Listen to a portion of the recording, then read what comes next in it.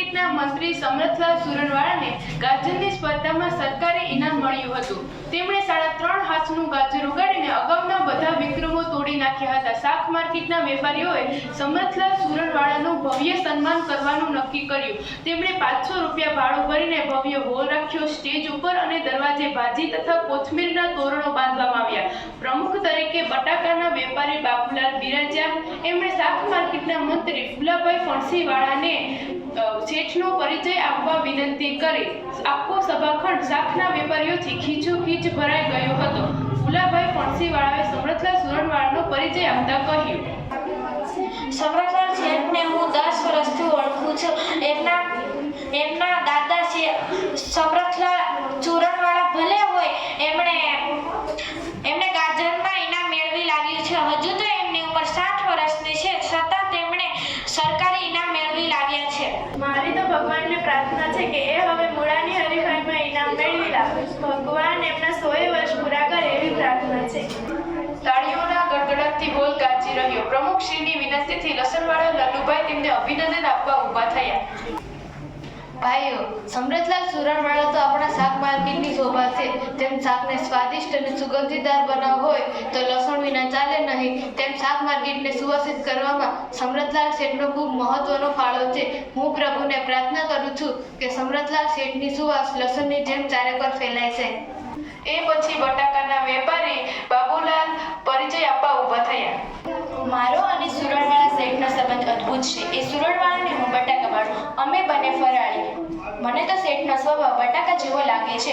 મોટા વેપારીથી માંડીને રેકડીવાળા સાથે, પોલીસથી માંડીને ફોજદાર સાથે, અરે પ્રધાનથી માંડીને પટ્ટાવાળા સાથે એ તરત મિક્સ થઈ જાય છે। બટાકો જેમ રીંગણ સાથે, દૂધી સાથે, કારેલા, સક્કરિયા અને ટમેટા અને વટાણા સાથે મિક્સ થઈ જાય છે, તેમ આપણા સુરણવાળા શેઠ પણ બટાકાની માફક મળતાવડો સ્વભાવના છે। બીજું મારે કહેવાનું કે બધા શાકમાં બટાકો સૌનો પ્રિય હોય છે। મહિલાઓને બટાકા ભાવે, પુરુષોને તો બટાકા ભાવે જ। નાના બાળકો તો બટાકાનો સ્વાદ હોશે માણે છે। એ રીતે આપણા સુરણવાળા શેઠ પણ બધાના માનીતા છે। કોથમીર વેચનારી બાઈને 5-10 રૂપિયાની ભીડ પડી હોય તો તે શેઠ પાસે આવે છે। માર્કેટના ઝાડુવાળા લગ્ન માટે લોન જોતી હોય તો તે શેઠ તેમને સહાય કરે છે, અને કોઈ વેપારી નાણાંની ભીડમાં ફસાયો હોય તો શેઠ તેમને સહાય કરે છે। એટલે જ તો હું કહું છું કે જેમ બટાકા સૌનો પ્રિય છે, તેમ સુરણવાળા શેઠ પણ બધાના પ્રિય છે। આ વખતે તો તેમણે ગાજર મહિના જીત્યું છે, પણ હું સુરણવાળાને અપીલ કરું છું કે તે હવે 2 મણનો મોટો બટાકો ઉગાડી અને બીજું ઘરકામ ઇનામ જીતી લાવે।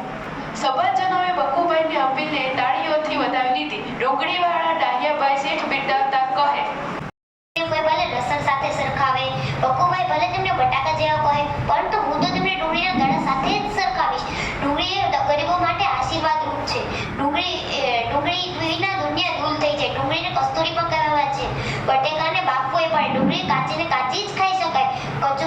ડુંગળીનું કચુંબર અને તેના ભજીયા વાત કરતા જ મોઢામાં પાણી છૂટી જાય।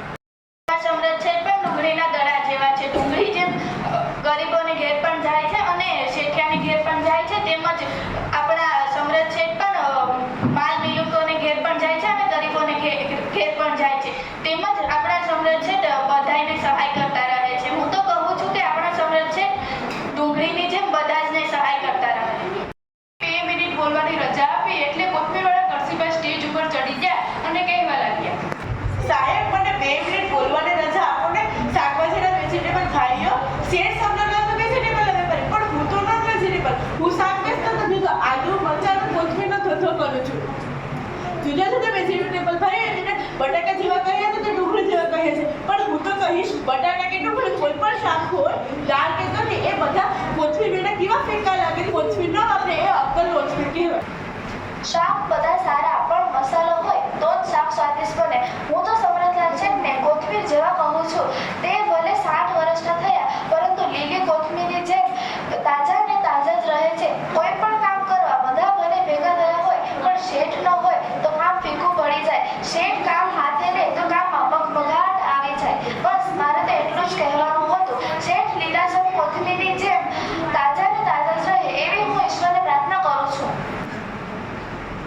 સમરથલાલ સુરણવાળાએ સન્માનનો જવાબ આપતા કહ્યું, હું બટાકા જેવો છું કે ડુંગળી જેવો, તેની તો મને કશી ખબર નથી, પરંતુ મારા ઘરમાં તે બધા મને મરચાં જેવો કહે છે। હું તો સીધો સાધો શાકનો વેપારી છું। સુરણવાળા તો મારા દાદા હતા, હું પોતે ગાજરવાળો